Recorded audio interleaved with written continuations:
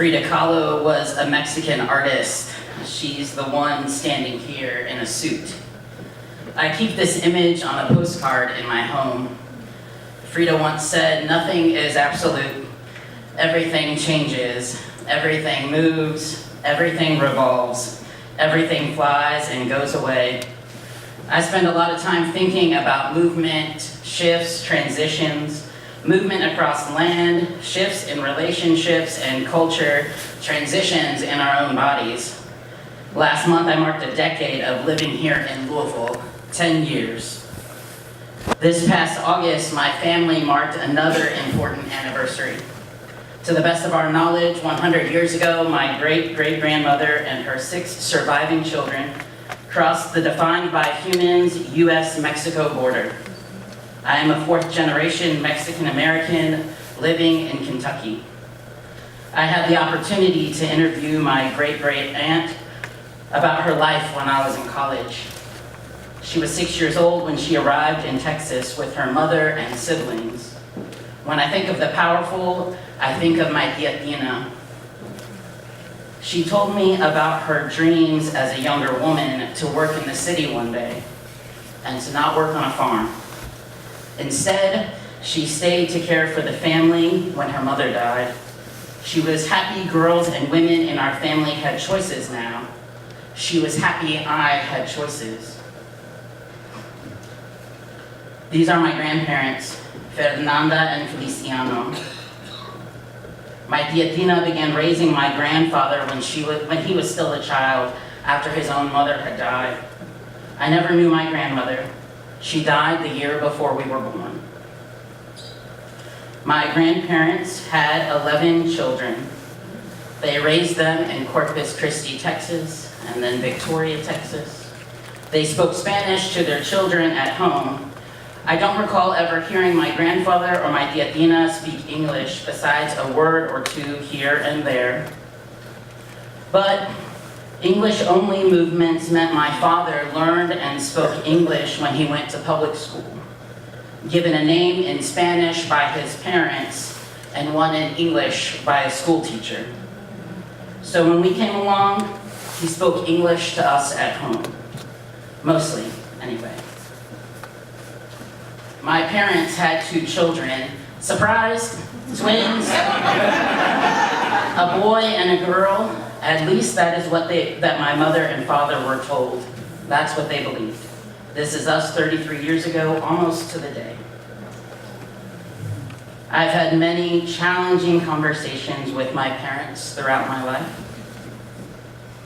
I've had them about my queer identity. I've had them about my identity as a transgender person. These are new ideas, a new language, and a shifting reality for my parents. My mother asked me a couple of years ago, "What do I call you now? Should I call you my son?" She had always called me mija, a shortened form of mi hija, my daughter in Spanish. Growing up, I heard mija like I would have heard my own name. She asked, "What should I call you? I shouldn't say my daughter, right? Should I call you my son? What?"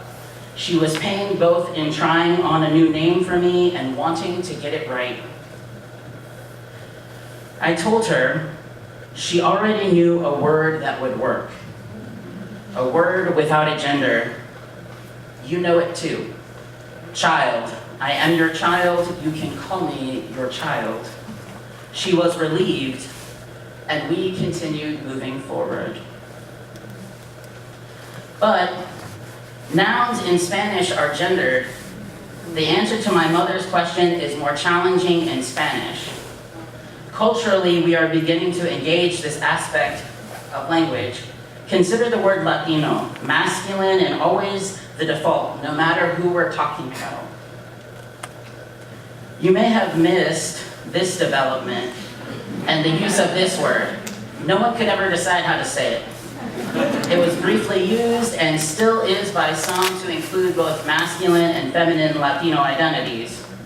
But what about identities outside of this binary? Now we have the emergence of Latinx. The X is used to make Latino gender neutral and better yet, gender inclusive. It moves beyond that word before to encompass genders outside of a limiting man-woman binary. Latinx. Approximately 4% of Louisville residents are Latinx. Nationally, new evidence suggests that 0.6% of people are transgender in this country. Relatively speaking, these are very small portions of the population, barely visible to many. All language, culture, and people are moving, transitioning, shifting. This necessarily means Louisville and its people are too.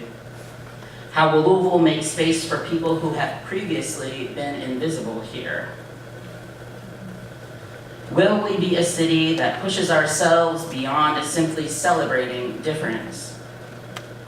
Will we stretch beyond community events like the World Fest and the annual Pride festivals? Will we ask what people need and be responsive to those needs?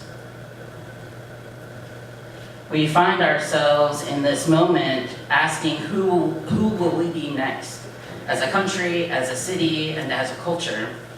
It's an important question that we must wrestle with, and together, the answers matter a great deal. Thank you.